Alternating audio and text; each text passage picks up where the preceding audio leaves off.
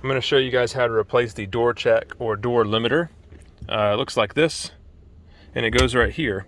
And what it does is it keeps your door from opening up too far. This is going to be the same process for F150s from 97 to 03, and also the F250s, 97, 98. A lot of places that I've talked to said you can't replace this, but really you actually can. What we're going to have to do is obviously pull out these two 10 millimeters right here and pull those out with the Torx. I don't remember if they're T20s or 27s. But then the problem is, where does this go? There's no opening here. It actually comes out the back. We're gonna have to remove two pieces of plastic, this running board cover here and this kick panel. And we're gonna remove some wiring, and then there's gonna be a little tiny door that we can do some finagling and get this thing replaced. So let me set up in a tripod and I'll get going. Well, I broke my tripod the other day, so I'm gonna have to do this in stages and then just kind of fill you in afterwards. As far as these bottom sill plates go, you just pull up on them, and they have little clips in the bottom. A lot of times, unfortunately, these clips do break, so just try to be careful. When I get this one up, I'll show you where the clips are. So, see that right there? Now you kind of know where to put your hand. If you can pull close to the clips, then you can avoid breaking them. The metal doesn't usually break, but the plastic underneath it does. Okay, so we'll set that one to the side. Next one is this one here. This one just kind of pulls off this way. You may have to mess with the position of the e-brake in order to get it off, but just kind of pull it outwards. There we go. Next thing we've got to do is pull out this 5/16 and that 5/16, and then this little bracket thing is going to come off, and we can move all these electrical clips out of the way. You can disconnect them if you want to. That's what I'm going to do, so I can get in there easily. Alternatively, you can pull that little clip out from there, and it'll give you some more leeway to move this. So whenever we take these two bolts out, if you have a broken one, it's going to fall down inside there. You'll fish it out through that little hole. So let me get some of this stuff moved.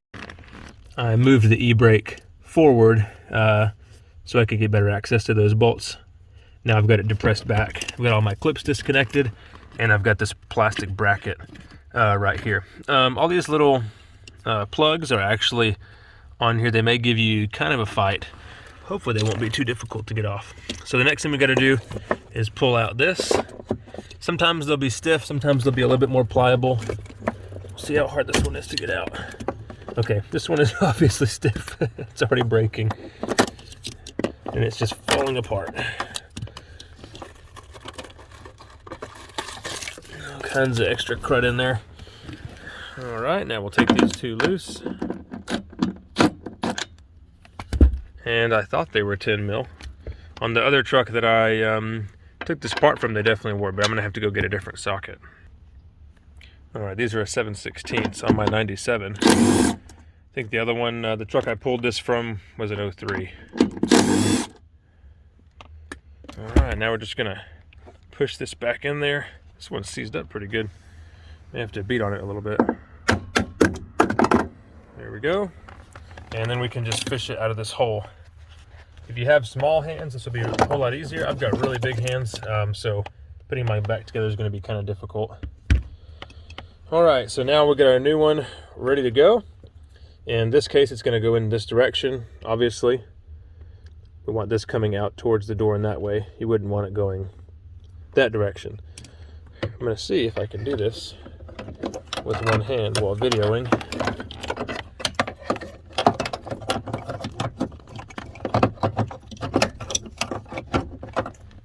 Maybe I can set the camera down and still get it. Let's try that.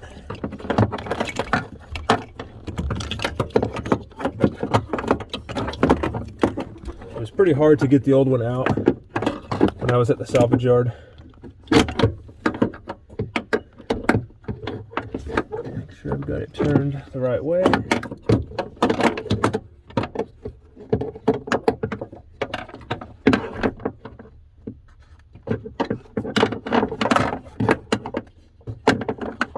Maybe handy to have some pliers. I to help grab it through the door jamb.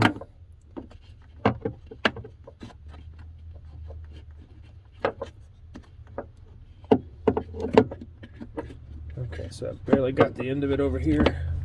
See if I can get the camera and show you. There we go. Just gotta turn it a little bit to get these studs faced where we want them. Okay, I think I'm gonna need 2 hands for this. Let's see. Oh, there we go. Check it out. All right, now we'll get our nuts on there. Then we can swap out this end piece.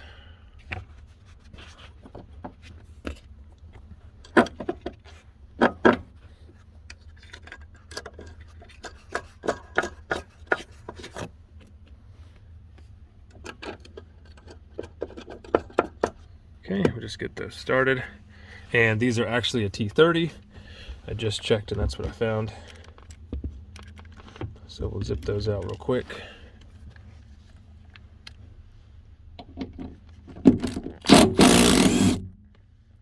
Mine have a little bit of blue Loctite on them. I've noticed a lot of these little Ford parts do, and some of them don't. I don't know if it's just they changed them over the years or what. So my door is already overextended, as you can see. We'll close it in a little bit. We should be able to get them in. My door hinges are already damaged. Unfortunately, I'm going to have to see if I can replace the pins. If not, I might have to replace the hinges. Okay, there we go.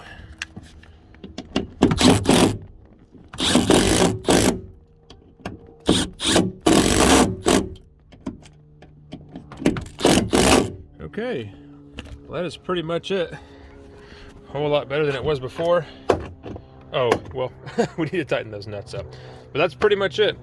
If you have any questions, put them in the comments. Thanks for watching.